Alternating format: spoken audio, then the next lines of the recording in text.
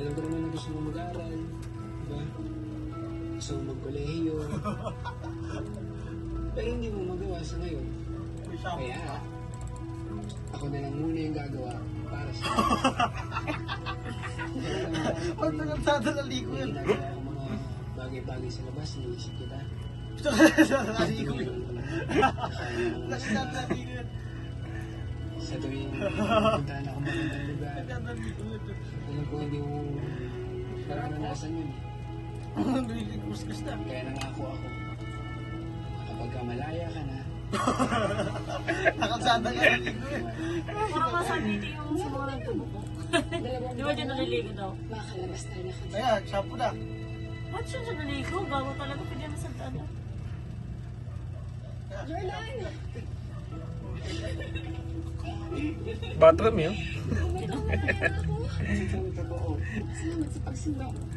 Bago din siya naligo, no? Ano? Pwede na tayo? Sige.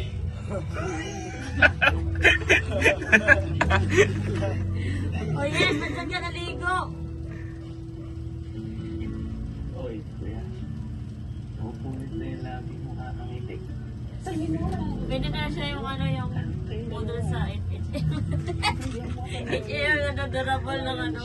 Ang tawag yung balde.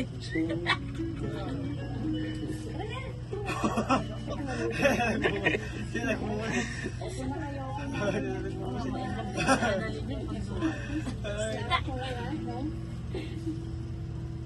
Alam ko po na mahigit isang taon lang po yung pagkakasensensya ko Naligo.